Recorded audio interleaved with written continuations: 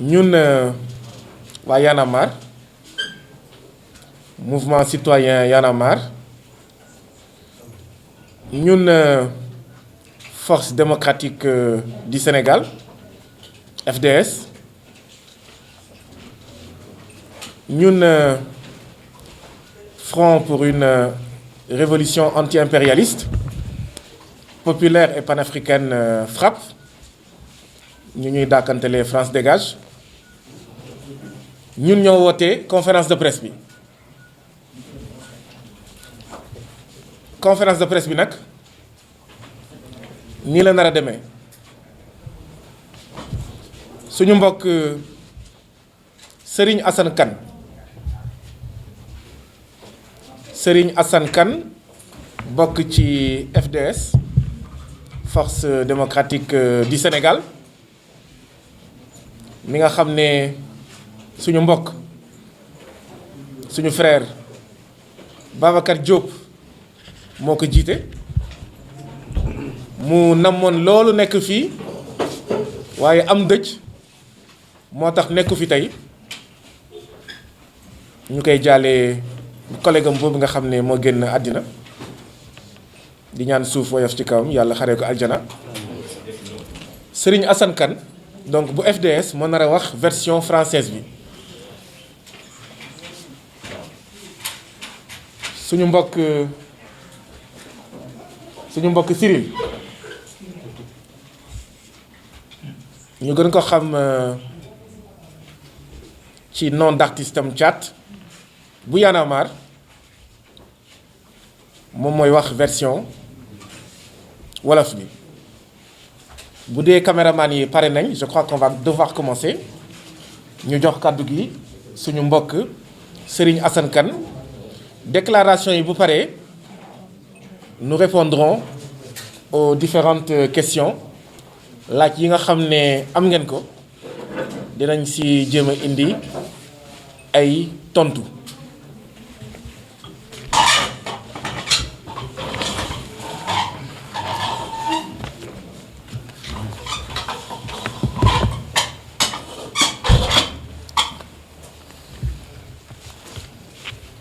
C'est bon, on peut y aller? Merci, camarade Guy. Merci également à tous les journalistes qui ont répondu favorablement à l'invitation de nos trois organisations, Y'en a marre, FRAPP France Dégage et FDS Les Guelwaars. Y'en a marre, les forces démocratiques du Sénégal, FDS, et le Front pour une révolution anti-impérialiste, populaire et panafricaine, FRAPP, expriment leur grande inquiétude face à la recrudescence des cas et décès liés au coronavirus. Nous exprimons nos condoléances aux familles ayant perdu leurs proches et exprimons nos vœux de prompt rétablissement aux malades. Nous saluons le travail du personnel soignant qui se mobilise sans moyens pour faire face à cette pandémie. Nos organisations s'étaient mobilisées avec le peuple sénégalais pour faire face lors de la première vague au coronavirus. Certains parmi nous allant même jusqu'à accepter de rentrer au palais présidentiel, de collaborer avec le ministre de la Santé, de distribuer des masques de protection, mais aussi des solutions hydroalcooliques, de sensibiliser. Cette mobilisation nationale a été malheureusement trahie et poignardée par le président Macky Sall, qui, en lieu et place de solutions sanitaires, en a profité pour faire des deals, enrichir ses amis et sa famille, tenter de museler le peuple sénégalais et restreindre ses droits de manifester. C'est cette gestion politicienne et affairiste qui est aujourd'hui, hélas, la cause de cette deuxième vague et de la forte mortalité notée actuellement. FDS, Y en a marre et le FRAPP appellent au respect des gestes barrières, au port de masques. Nous interpellons par la même occasion l'État sur la propagation du coronavirus, notamment dans les écoles, universités et zones rurales. Nous demandons la distribution gratuite par l'État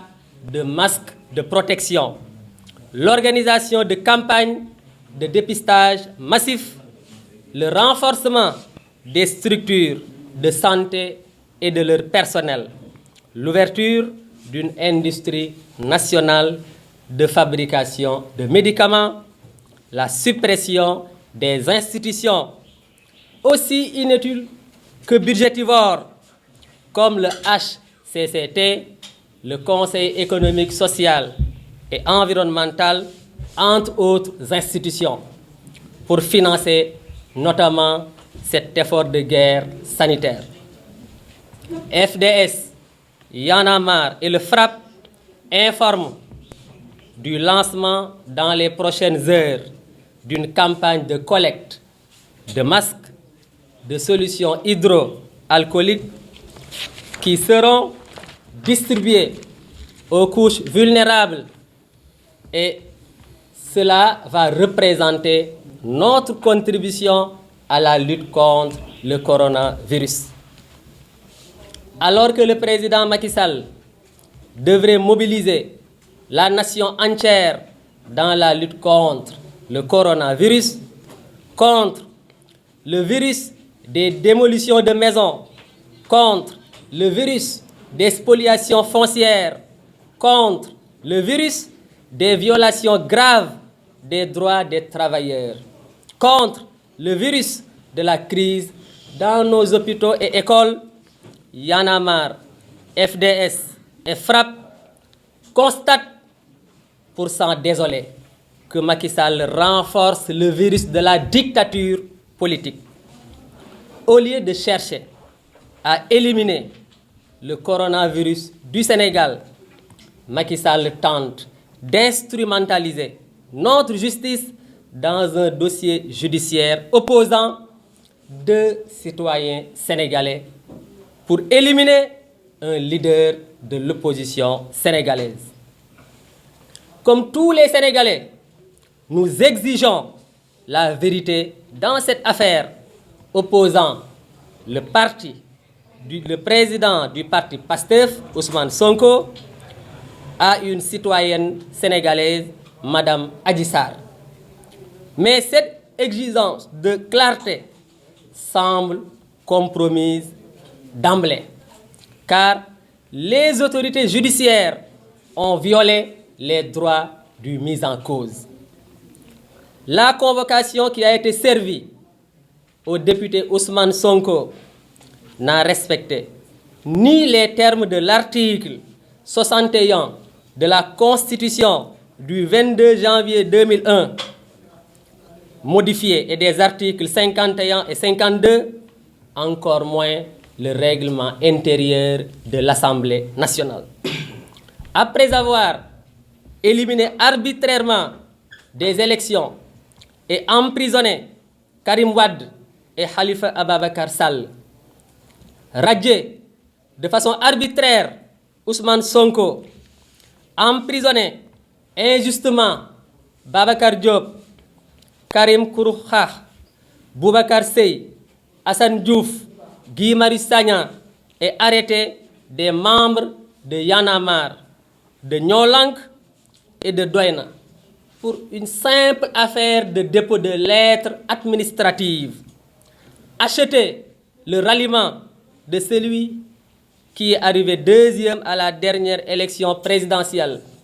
Chasser tout ce qui lui rappelle dans son camp la disposition constitutionnelle que briguer un 3e mandat présidentiel est illégal et illégitime. Nous soupçonnons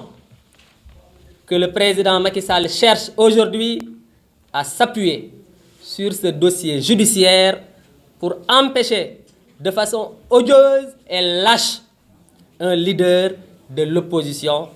d'être candidat à la présidentielle de 2024. S'il réussit son pari antidémocratique, antipopulaire, Macky Sall sera illégalement candidat en 2024. C'est aujourd'hui qu'il faut arrêter cette entreprise pernicieuse pour notre état de droit. Y'en a marre, les FDS et le FRAPP appellent toutes les citoyennes, tous les citoyens, tous les républicains, tous les patriotes, où qu'ils soient, au Sénégal comme dans la diaspora, à se dresser contre toute volonté de réduire notre cher Sénégal à une démocratie sans opposition aucune. Les FDS, Y'en a marre et le FRAPP appellent les partis politiques, les syndicats, les mouvements citoyens à une jonction pour défendre ce principe extrêmement important. Nous lançons un appel aux chefs religieux. L'heure est grave. Le pouvoir, par ses agressions multiformes, incite le peuple sénégalais à l'insurrection. Nous accusons le président Macky Sall de vouloir mettre le feu à notre pays par ses manœuvres irresponsables et cela doit être stoppé. Pour conclure, nous exigeons la libération de tous nos compatriotes injustement et arbitrairement arrêtés. Depuis 48 heures, nous sommes informés qu'ils sont victimes de torture. Cela est inacceptable dans un état de droit. Nous exigeons leur libération immédiate et sans condition. Signé Y'en a marre, Force démocratique du Sénégal, FDS, Front pour une révolution anti-impérialiste, populaire et panafricaine, FRAPP. Merci de votre attention.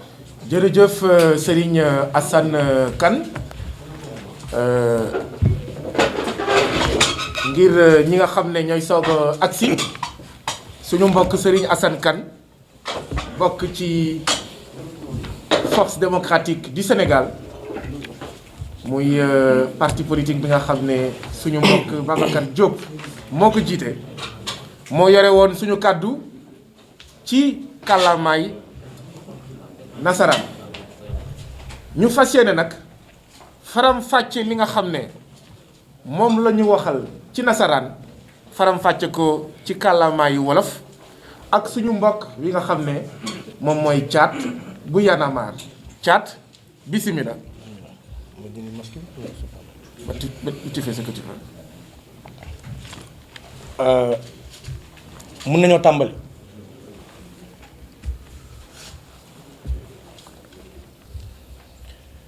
kon ginnaaw ba ñu nuyoo mbokki taskatu xibaar yi nuyu it ñëpp ñi nga xam ne ñi ngi teewlu ñu wax que ne mouvement bii di Y'en a marre bii di FDS ak bii di FRAPP ñoom de ñoo dajaloo am njàqare lool ci ni corona bi dellu siwaatee ci Sénégal ci ni muy faagaagalee ci ni muy faatee ak ci ni kaay di yokkoo ñu ne biñ ne première vague am na sénégalais yépp ku ci ne foo munti ne jóg nga la nga am la nga mën la nga xam nga jël ko dollil ko maanaam ministère de la santé wala ñi yore mbirum paj mi ci sensibiliser maanaam yëgale ci yeete ci waxtaan ci dolli masque ci joxe maanaam saabu boobu ñuy jëfandikoo dem na ci sax ba nga xam ne am na si ñun ñu dem nangoo dugg pare toog waxtaan ak Macky ngir rek jàngoro bi jóge fi waaye bi ñu xoolee loolu noonu lépp ñu xëy Macky Sall ak nguuram nasaxal élan national boobu maanaam mbooloo mi Sénégal defoon nekk ab say nekk benn ñëpp d'accord ñëpp ànd votel ko budget wu 1000 milliards jox ko biñ ko saytoo ca njeexital ga mooy ne moom jox na rakkam jox na goroom jox na ay xaritam ku ci nekk ay noos di yaataa yumbe projet ba programme ba nax saay ñu seetlu ne Sénégal gii ñu toll ak jafe-jafe bi fi mu toll ak métit bi fi mu toll ak ni cimetière yi di feesee ak ni sénégalais yi tollee ci ab njàqare jamonoy corona ñu ne nguur gi banque na loxoom kenn indeetul ndimbal ndax première vague bi Touba joxe na nangam ci xaalis ay privé joxe nañ nangam ci xaalis ñeneen ak ñeneen indi nañ seen wàll waaye bii yoon dafa mel dafa akum bàyyeeku li ko waral nag mooy na ko nguur gi doxalee moo tax ñun ñi muy FRAPP muy FDS muy Y'en a marre ñu ne kat ñun dañuy jëlaat suñu bopp joxaat ko askan bi woowaat askan bi ci nañu farluwaat nañu respecté waat mesure barrières yi nañu solaat suñu masque waaye nag dañoo bugg bii yoon ñun suñu biir mouvement yi ñu teg ab kuréel wala boog ñu teg ak benn maanaam mbir moo xamante ne danañu permettre fépp fu sénégalais ne nga am ko nga maye masque mbala nga maye loolu ñuy woowee saabu yooyu noonu ñun ñu mun koo jébbal ñi nga xamante ne ñoom ñooy les couches vulnérables ndax biñ ko seetloo ba seetlu ko état du Sénégal dafa seetaan écoles yi dafa seetaan hôpitaux yi dafa seetaan les couches vulnérables ba boo ko seetloo ci biir gox ak goxaat yi ci biir réew mi jafe-jafe bi ma nga fa amuñu masque amuñu dara kon suñu devoir la suñu responsabilité la ñun en tant que ay organisation ñu ne kat dañuy lëkkaloo di woo sénégalais yi foo leen ci munti nekk muy fii muy fële dimbali leen ñu li laay war a sóol yi ñu dimbali suñu bopp ci maye masque ak ci maye li ñuy woowee mooy saabu jooju waaye it di ko exiger état pour que moom ci boppam masque yi nga xamante ne jaratul dërëm na ko état distribuer gratuitement ci marché yi ci hôpitaux yi ci place publique yi ci arrêt car yi ci fépp ak école yi ñu ngi koy exiger mu xool naka la mën a organiser campagne de dépistage mooy maanaam campagne boo xam ne pour càmbar ndax doomu jàngoro bi mu ngi ci nit ñi wala déet surtout tàmbalee ko ci 3e âge parce que am na solo ñu ne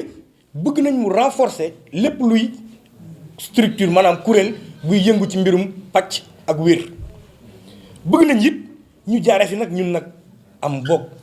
bërëb boo xam ne fa la ñuy defaree suñuy garab ndax it am na lu fi maam bàyyi woon xasum looroog neb nebak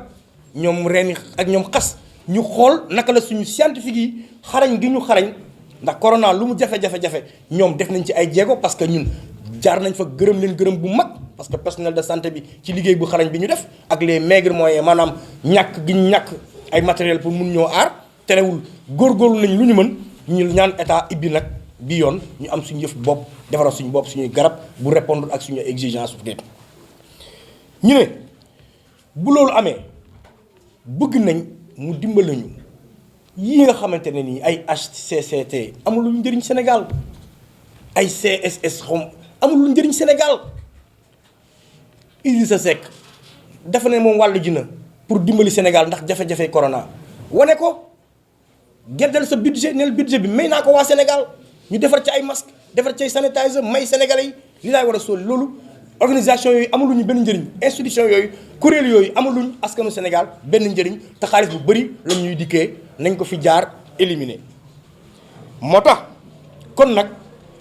ba ñu wéyalee suñu woote boobu ñu woo doomu Sénégal gi yëpp ñu ne fii ak ñu nekk fële ci ñu lëkkaloo ñun ñëpp ensemble dimbali les couches vulnérables mooy maanaam ñi seen loxo jotul seen ginnaaw ci mbirum masque ak mbirum saabu ñu ne ci jamono bii nga xam ne coronavirus mi ngi lëmbe àdduna lëmbe Sénégal ci jamono bii nga xam ne nit ñaa ngi toj ay këru sénégalais ñuy fanaan ci mbedd mi ay famille entière plus de 500 familles mën nañ ko lim ñu génn ci seen ay kër ci jamono bii nga xamante ne ñi ngi sàcc suñuy suuf séddoo ko seeni biir daggate ko jox ko seen ñu leen neex ci jamono bii ñuy violer droit aux travailleurs yi fay ñu leen seen ay salaire ñii ñu dig leen recrutement recruté wuñ leen ñii mënuñ yeggali seen jàng ñii ñu ngi ci jafe-jafe ñii ñu ngi ci loof ñii ñu ngi ci sonn hôpitaux yi amuñu ay jumtukaay écoles yi sonn nañ ci nga xamante ne nii Sénégal maanaam dafa nekk ci yoonu gasax ca la nag ñun ñii constaté ne Macky Sall moom benn feebar moo ko ci dugg muy feebarum bi dal africain yi nga xamante ne ñoo nekk ci ouest bi yépp muy feebarum dictature moom càmbar nañ ko amul corona mais moom virusu dictature moom moo ko dugg moom biñ ko noppee saytu nag ñu ne kon kii jéemuñoo aar ci feebar bii ñu dal mu ñu yokkal ab feebar boo xam ne nii yaakaaroon nañ ne 2011 ñun tàggoo nañu ak moom ndax utum solution moo ko fi teg ci réew mi ñu ne kon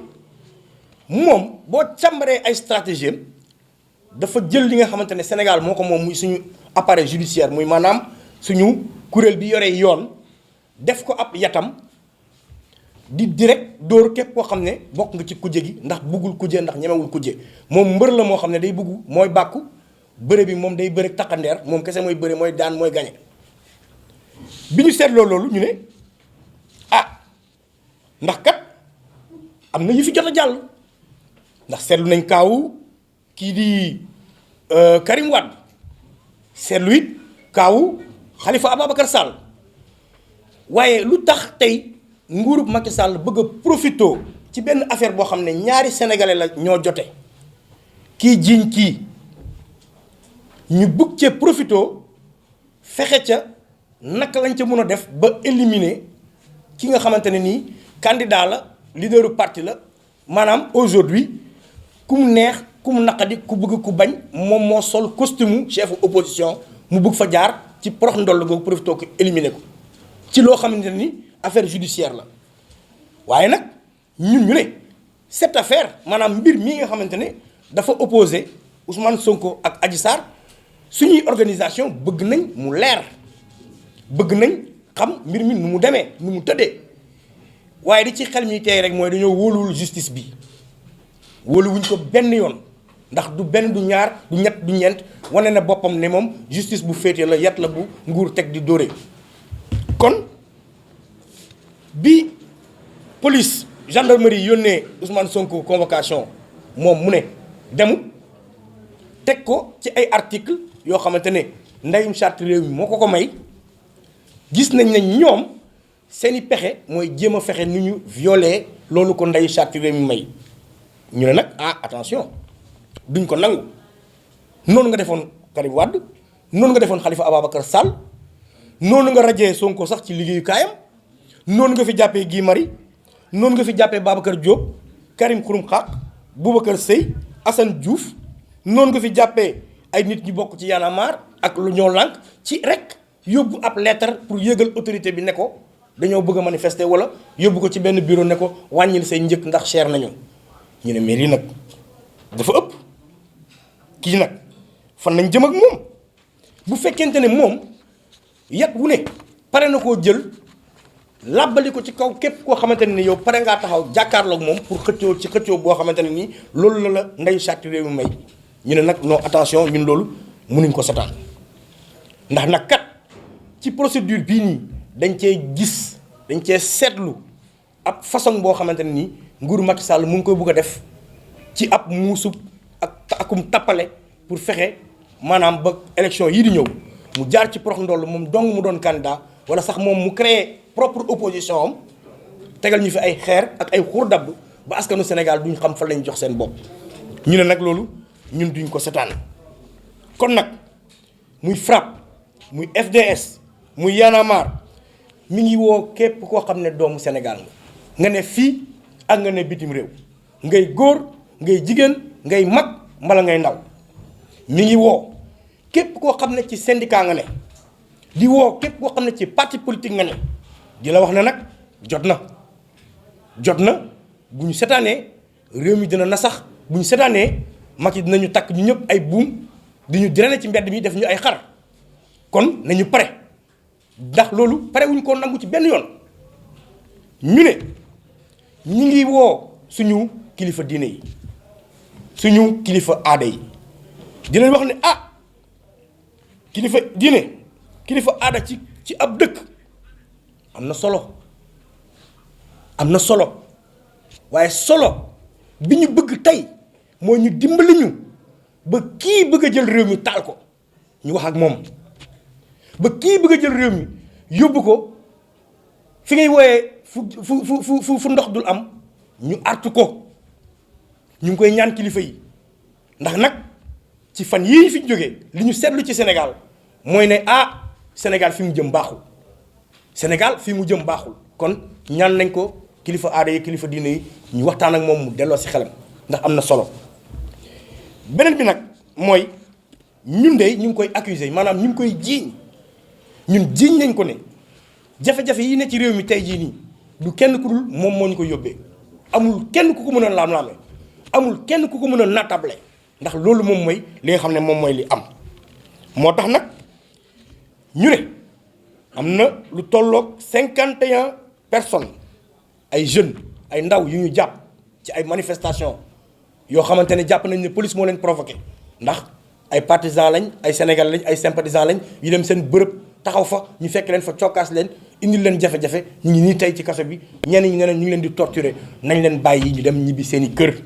et tout de suite le seul responsable maanaam kenn kese moom la ñuy jiiñ lii yëpp mooy ki nga xamante ne ni moom force la xam doole la xam ndax newoon na bu ngeen takkee ay morceaux yu xonk man gisuma ko faalewu ma seen morceaux yu xonk man guerrier la ragaluma ak nangami sàngam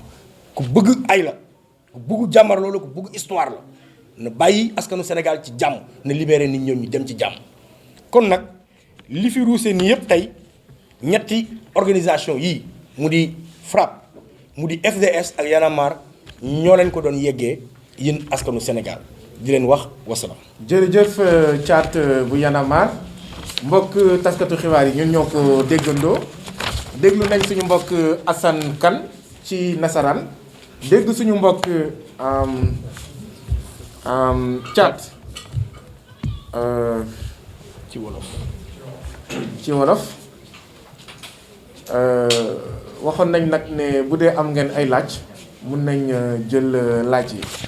damay wax rek ne xëy na laaj yi ci ñaari question yi nga xam ne moom la ñu abordé ci conférence de presse bi lay daal di porté dégg ngeen fi mbiru corona dégg ngeen fi mbiru liberté yi ak dossier wu wala affaire Ousmane Sonko. D'accord ku nekk mun na wax turam ak santam ba pare présenter son organe voilà yow après yow.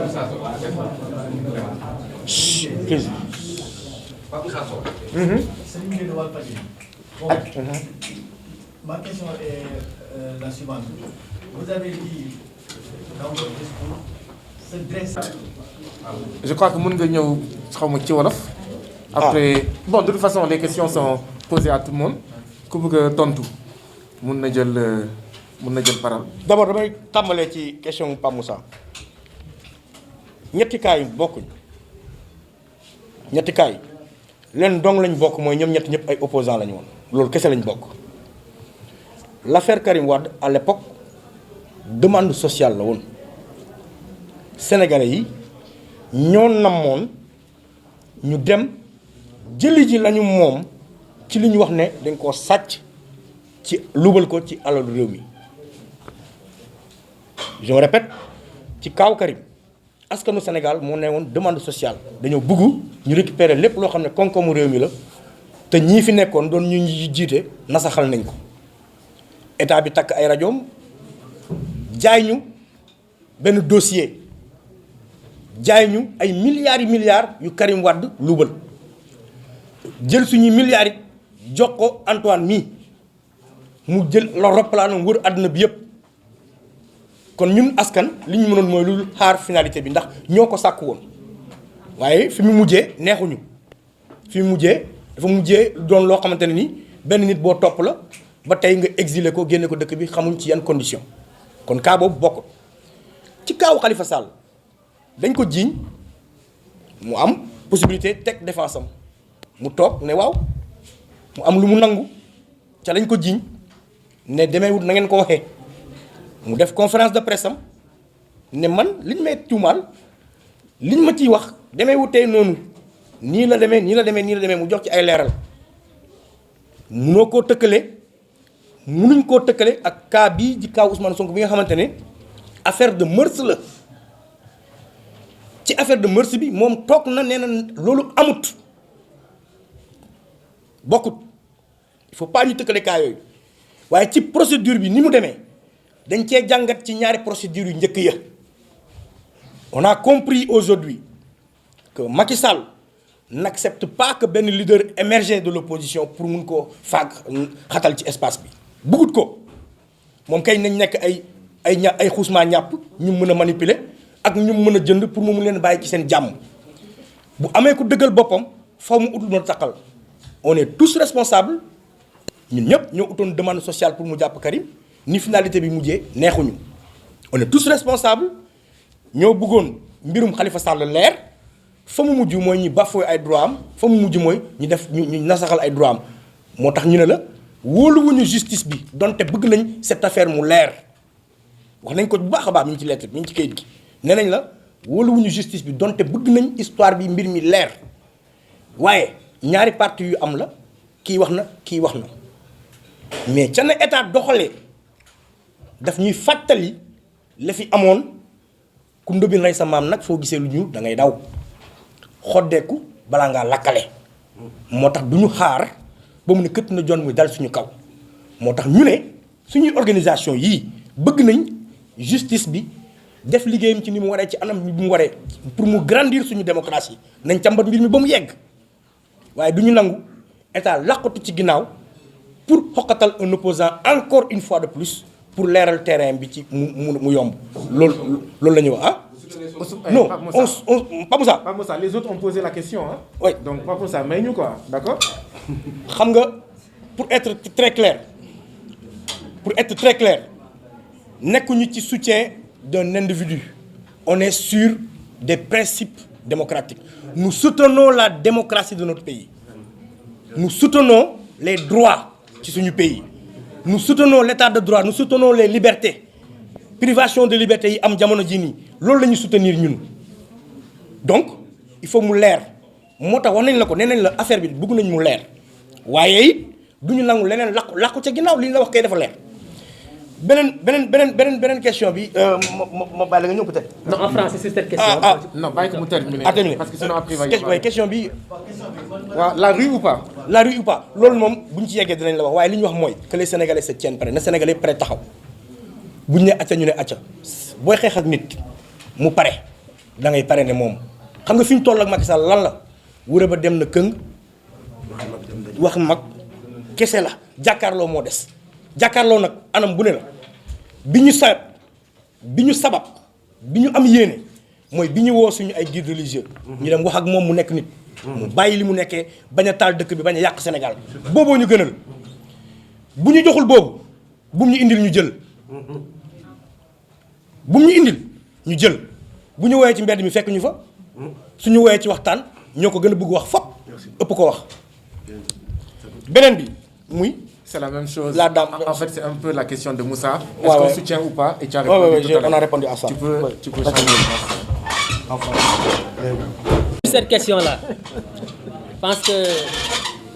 dans la déclaration liminaire, le message est très clair. Sur cette question, nous exigeons la manifestation de la vérité. Parce qu'il s'agit de deux citoyens sénégalais ayant les mêmes droits. Malheureusement, il y a un parfum de conspiration derrière cette affaire et c'est la raison pour laquelle, en tant qu'organisation soucieuse de la démocratie, de l'état de droit, nous manifestons toute notre solidarité à Ousmane Sonko. Parce que depuis 2 jours, il est en résidence surveillée. Vous avez tous constaté la violence que la police a exercée sur des concitoyens sénégalais qui étaient partis pour exprimer de façon pacifique leur soutien à un de leurs compatriotes. Nous pensons que ceci est contraire à l'état de droit. Et sur cette question-là, l'enjeu, ce n'est pas la carrière politique d'Ousmane Sonko. L'enjeu, c'est la préservation de notre démocratie. Parce qu'avant-hier, le président Macky Sall s'est servi de la justice pour exécuter politiquement Karim Wade. Hier, il s'est également servi de la justice pour liquider politiquement Khalifa Ababacar Sall. Apparemment, c'est le même procédé qu'il veut tenter contre Ousmane Sonko. Et si ce procédé réussit, tous les citoyens honnêtes sont en jeu. Tous les citoyens honnêtes vivent en sursis dans ce pays. Nous ne pouvons pas accepter que des trafiquants de faux billets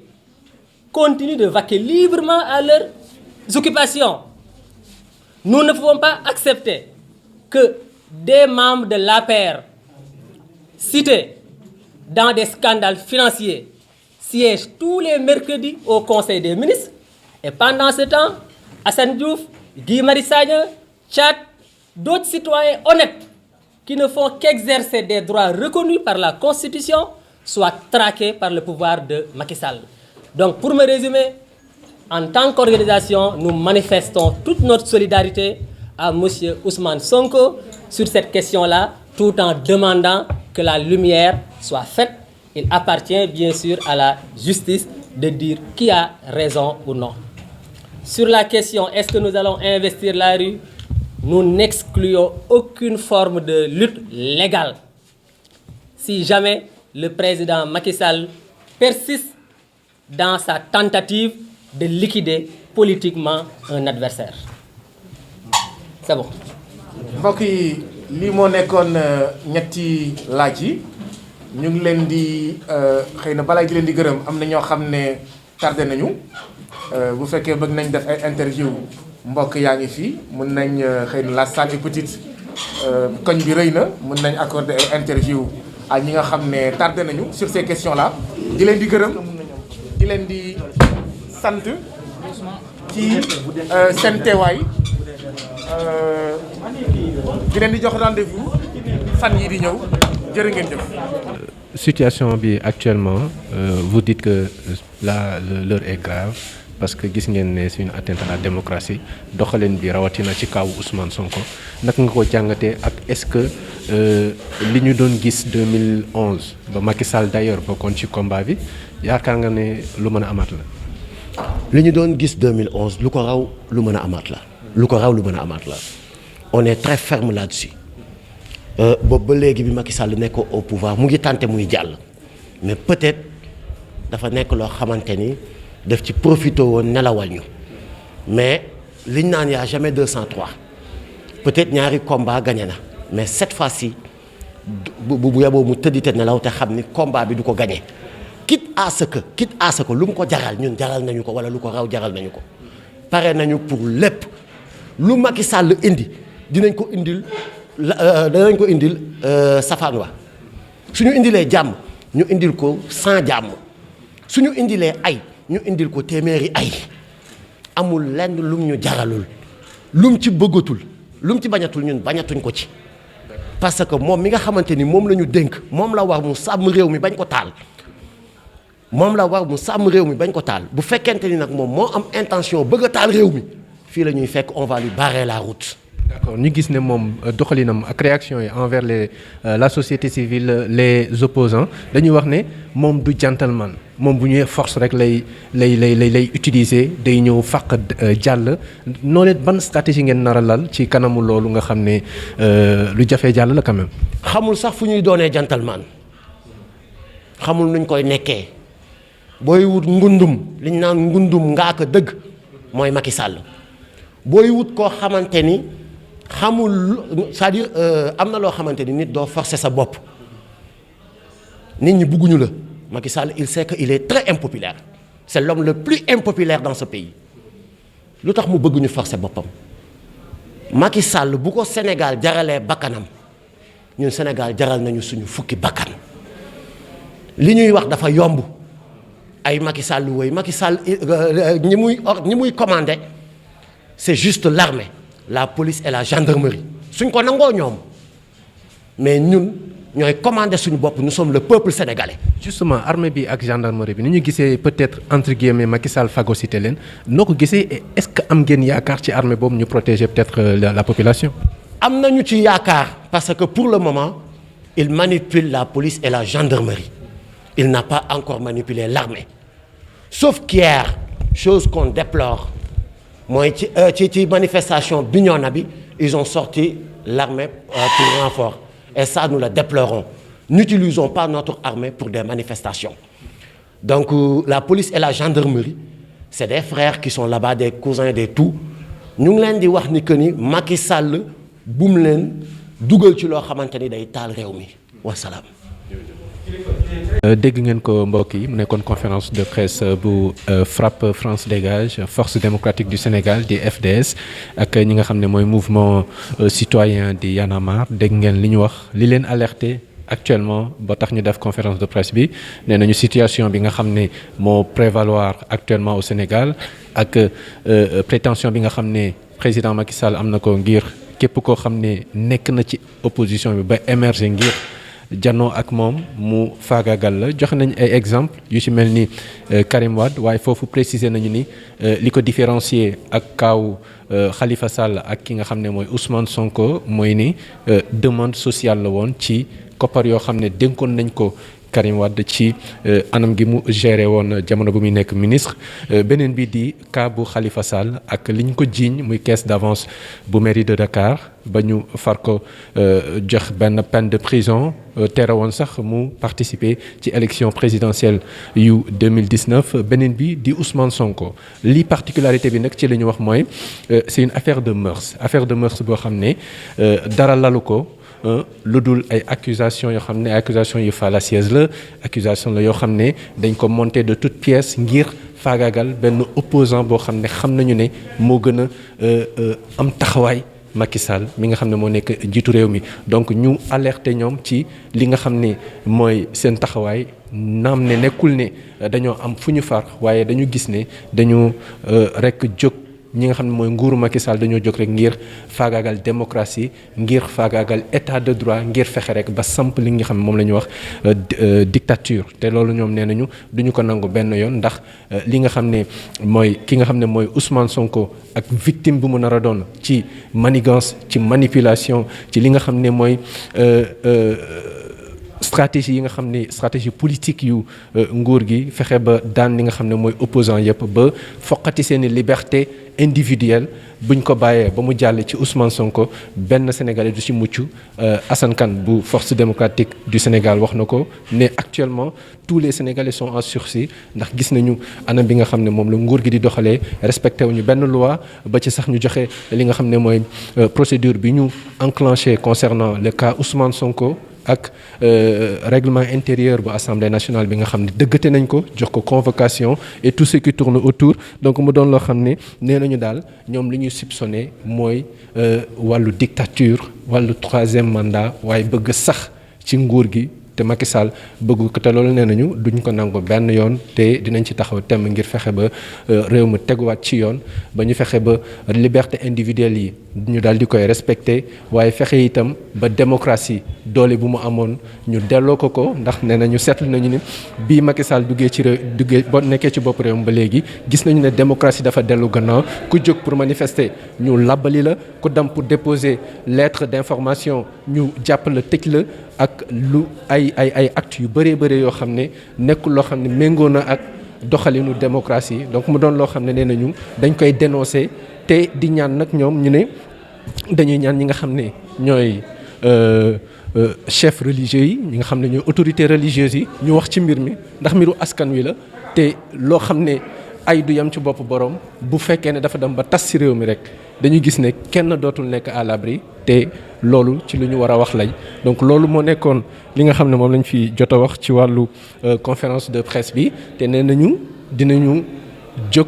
taxaw ngir barrer la route au président Macky Sall bu fekkee ne dafa jóg ngir bañ a respecter li nga xam ne mooy loi yi ak règlement yi ndax si moom la gën a yellee mu daal di koy dëgëral daal di koy taxawee bu ko defee réew mi wéy ci démocratie koo xam ne bëgg na opposé wu mu mën a opposé wu librement xam ne benn opposant du nekk en danger benn opposant duñ ko fi fexeel loolu la ñu wax ñu rek feddali également seen solidarité ci Ousmane Sonko en termes de défense de droit de l'opposant de droit du citoyen donc dégg nañ ko ñoo ko déggandoo donc mu nekkoon conférence de presse bu Y'en a marre FDS ak ñi nga xam ne ñooy FRAPP France Dégage concernant situation réew mi wax nañu également ci wàllu Covid-19 bi concernant première vague bi ak engouement bi ci amoon unité bi ci amoon dans la lutte waaye bi ñu demee ba gis ne alloué nañ benn budget bu 1000 milliards président Macky Sall ba opposant yu bëri dem gis ko waxtaan ak moom jox ko seen weccante xalaat ci anam bi nga xam ne war nañ ko mën a dawalee seeni stratégie ngir xeex feebar bi ñu gis ne am na ay résultats waaye anam bi nga xam ne moom la ñu dépensé xaalis bi ñu gis ne amul benn éthique ndax daf ko séddoo ak i mbokkam séddoo ko ak ñi nga xam ne ñooy ay xaritam ba tax deuxième vague bi fekk ñu fa ak li nga xam ne moom la def ci ay jéye ak faat yu nga xam ne faat na ko ci ñoo xam ne dañu amee feebar bi ñu def constat boobu di xam ne rek ni ñoom dinañu dox ay jéego ngir fexe rek ba taxawaat ci xeex bi déployer seeni propres moyens dans l'unité dans la mobilisation bu ko defee ñu mën a am ay masques yoo xam ne dinañ ko distribuer citoyens yi comme ça ñu mën a xeex feebar bi ci anam nga mu gënee donc ñu rek jàpp loolu ci li nga xam ne mooy conférence de presse bi nga xam ne FDS FRAPP France Dégage ak ñi nga xam ne ñooy Y'en a marre amaloon nañu ko tey ci situation réew mi ñu jaajëfal leen bu baax jox leen dig daje beneen yoon ci Sénégal 7 TV te rafetlu bu baax ànd bi ngeen ànd ak ñun di leen ñaan ngeen wéy ci jërë ngeen jëf.